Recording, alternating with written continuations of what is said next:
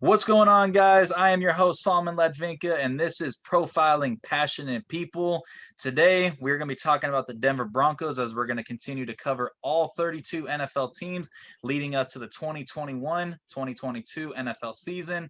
Unfortunately, today, I don't have any Broncos gear on because I forgot that I gave one of my best friends my Von Miller jersey, so it's actually hanging in his man cave right now. But speaking of man caves and speaking of the Denver Broncos, I had to bring in one of my former managers from ESPN, diehard Bronco fan, Mr. Charles Bhakty. Let me go ahead and bring him in here for you guys. Whew. Man, look at that setup right there. Charles, how you doing, sir? I'm good. How are you, Solomon? Hanging in there, buddy. Man, so look at Good, that good. setup over there. Got the Broncos hat. I think who you got rocking right now? What jersey's that? This is John Elway, Mitchell Ness, Super Bowl 32 jersey. I actually won in a wager from the Nice. 2015 season, and I actually haven't worn it ever. I actually saw the tags on, and I thought this would be a good opportunity to wear it for your podcast. So yeah, this is the first time ever. It's so crispy. Been on Hey, my closet, and I feel it's really honored. nice. It I looks good. appreciate that. Yeah. I'm not gonna put it on the wall, but I mean, I always plan to wear it at some point. So Yeah, for sure, for sure. I see you got a couple TVs going on back there, security system. Got a nice little setup right there. I like it. yes, sir. Yes, sir. Yes, sir. So let's talk about the Broncos. First off, a happy late Father's Day. I know we were talking beforehand, and you got your little mini me that's, growing up so big now, and you have a daughter that's on the way right around the corner. So, you had told me a little story about your son and the Broncos. How do the two tie together, other than you guys being a Bronco family? Yeah. Well, our firstborn, Bryson. He was born during the 2015 season, the NFL season, on Thanksgiving Day. Aw, As we all know, the Broncos ended up winning the Super Bowl that year. they So it was did. really interesting. Yeah, we got to see Peyton the day after the Super Bowl on Main Street, Disneyland, California. Yeah, So that was really sweet. That was his first trip to the park, and we got to see him, waved at him, yelled out Omaha. The day after, what they do, go to yeah, Disneyland, winning Super Bowl quarterback. So yeah, that was totally awesome. yeah. So this year, So, obviously, yeah, we have a baby due this year. It's in the off season, but congrats. we'll count this as a 2021 season, and we'll see if the trend continues. So There you thank you, go. appreciate it. Yeah, of course. Yeah, so I mean, back to the Disneyland talk. That's how we know each other. We spent our time at the ESPN zone out in Anaheim, one of my best and favorite managers there. And now you're still managing Ariel's Grotto now, right? Now that everything's reopened? Or where are you at in the park now? Well, yeah, Ariel's Grotto is not around anymore. It's now called Lamplight Lounge, and it's in the Oh, same location. We've been open as Lamplight Lounge since June 2018. So there you just go. past our what is that 3 year mark? Yeah. 4 year, 3 year, yeah. And then obviously with the parks reopening, I'm sure just chaos and mayhem then, right? A little bit. I mean, I think we're doing it in stages, and we came out with a good game plan, and we're just going out there and executing. Just practicing every week, every week, and leading up to the opening date, and it all paid off. The off season paid off for a lot of us. Some of us maybe not so much if we weren't very active, like myself. But once you kind of get in the groove of things, you kind of get used to it. It's just kind of like watching the 2020 season when a lot of people didn't, a lot of players didn't really get deep into the off season, and it kind of showed. Yeah. So yeah, we had our little bit of hiccups, but we're definitely in a group now. Yeah, with you captaining that ship, I have no doubt that you guys are setting off to greener pastures. So, congrats on coming back and congrats with everything that's going on in the personal life. But yeah, let's talk about your Broncos. And I mean, you talk about the 2020 season. You had Drew Lock right out of the gate. You lose Von Miller early. You guys go 5-11 in the division. What were your takeaways other than the obvious from the last year? Well, obviously the injuries kind of bit us a bit. We had Cortland Sutton go out as well. So really, it's for the injuries we had, and Drew in his first season or first full season, it is what it is, and obviously the division's really tough. But you see, some of our rivals. You got, LA. They got a franchise quarterback. They got to figure that out really quick in his first year, with Justin Herbert. So obviously you got Mahomes, and the Raiders are always somewhat of a threat, but it's over now. So it's moving. It's about moving on to this current season, and I'm happy so far. So the biggest takeaway is that everyone's healthy now. It seems like. Yeah. We got Cortland coming back from his injury. Vaughn looks like he's 100%. And we didn't have too many changes to the front office and to the coaching staff. So I think that consistency will hopefully carry over. And with the full offseason, just like every other NFL team, I think we should see some good chemistry going into it. Yeah, definitely. And I mean, you have that dynamic wide receiver duo that I feel that does not get enough respect as it should. But yes, you have Cortland Sutton that's coming back, but you also have the second-year sophomore Jerry Jeudy out of Alabama. Obviously, you guys didn't take him that high just to let him, kind of fade away or whatever. So having those two options for whatever quarterback that may be under center this year, you do got Drew Lock. They did bring in Teddy Bridgewater, so there is a lot of questions that's leading up to the season. Who would you say has the upper hand going into training camp? Would you think? It's tough. I think a lot of experts would say, including myself, I'm not quite an expert, but as a casual fan, I think it's 50-50 at this point. And from this point, you just kind of look at their previous experience. The age isn't much of a difference. The experience, I think, is where you kind of see the differences between the two. Obviously, Teddy's been plagued with a lot of injuries throughout his career. He's only completed one full season. You can almost count last year. He did miss one game, but you're looking at the one full season he had, which I believe was the 2015 season. I mean, he had all pro AP still, AP ran for, I think, almost 1,500 yards that year, 11 touchdowns. I mean, he had also rookie Stephon Diggs that year. Overall, though, I mean, overall, though, you're looking at that season, it was, I'd say, fairly mediocre. I think they were 31st in the passing game out of 32 NFL teams. But he went on to New Orleans. I think his second year, I think when he started, was that 6 to 7 games. When Drew went down, in place of Drew Brees. I think he lost the first game. He won, I think, 6 in a row. And I think he had a lot of showing, during the time that he was given. Obviously, he had a pretty all-star cast around him. You got all-pro Michael Thomas, you got Alvin Kamara, and who else? Yeah, I mean, he had a good supporting cast. His second, and then he got shipped to Carolina, and that's when he had an almost full season. I think he started 15 games. And again, to me, if you look at between last year and the 2015 season, you see a slight increase or a slight improvement, I'd say, at least from a statistical standpoint. So yeah, you can say he's got playoff experience. He's got a full season under his belt, at least at some point. It's tough to say how rugged he'll be going forward, but Drew Lock, I think, is still unknown. Obviously not a complete season. Had a ton of regression last year, but we'll see. Like I said, he's getting Cortland Sutton back. He'll have Jerry Jeudy on the field at the same time, and not to mention Tim Patrick, who was probably almost considered a wide receiver 1 last year, all things considered. And I think he showed fairly well. So yeah, that and they're just like how you said, just injuries plagued you guys last season. You guys are getting back a full roster. Whoever's under center is going to have a lot of different weapons to throw to.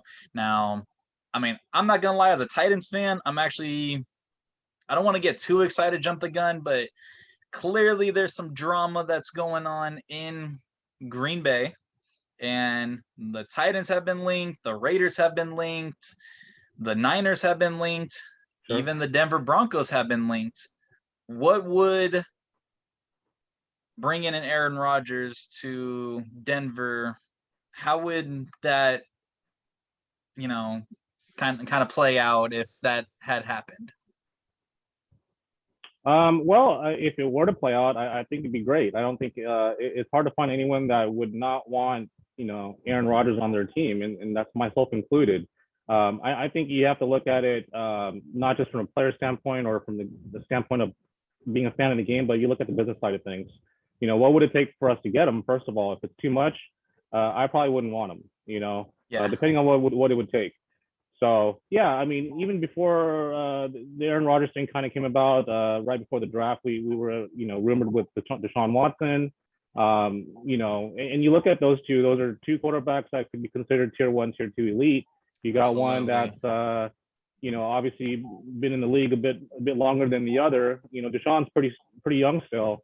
You could say still in his prime, whereas Aaron Rodgers may not be in his prime, but coming off an MVP season, it's really hard to argue either way. So yeah, if it were to happen, I think it'd be great. It just it may sting a little bit depending on what we would give up. Yeah. But I wouldn't hate the organization for doing it. I just don't know, if it would truly happen. If it doesn't, going back to what we just talked about, I think with Teddy or Drew, I think they both have an equal opportunity to succeed this year, given the talent around them. So I'm fine either way. Take things as they go. We're still in June, so I mean Yeah. I think even making a decision between those two guys is still a bit early. But with the A-Rod thing, it's like people are saying after June is as soon as it would happen, and then we're obviously we're clearing the month pretty soon. So Yeah. we'll see. Yeah, and he's still a no-show in Green Bay land, so we'll see how everything plays out. So, as you look at this upcoming schedule, we got 17 games on tab. Looking at the first at least 3 games, those are all potentially winnable. You open in New York Giants, then I believe it's against the Jaguars, and then against the Jets. So, who knows? I Yeah. mean, obviously the week 1 opener, I know you don't like talking about the Chiefs, but Chiefs are playing Tampa Bay, and no, no, Tampa Bay's playing the Cowboys. I forget. Anyways, but you could potentially be seeing the Broncos at a 3-0 start should everything play out correctly in their favor. Yeah, absolutely. But like you said, 17 game season. Even before that, a 16 game season was still a marathon. You look as Definitely. recent as the Pittsburgh Steelers last year, who went what 8-0, 9 and I don't know. They Yeah, and they tanked. You they look at our own tanked. organization. Yeah, you look at us. As recent as 2009. First season for Josh McDaniels, we started off 6-0. And if my history serves me correct, we ended the season 8-8. Yeah, So, go figure. 3-0 would be awesome. 6-0 would be awesome. 8-0 would be awesome. But it's too honestly, how much it to go off of. finishes. Yeah. When you talk about a 17 game season, I'm more looking at it from a fantasy perspective for myself.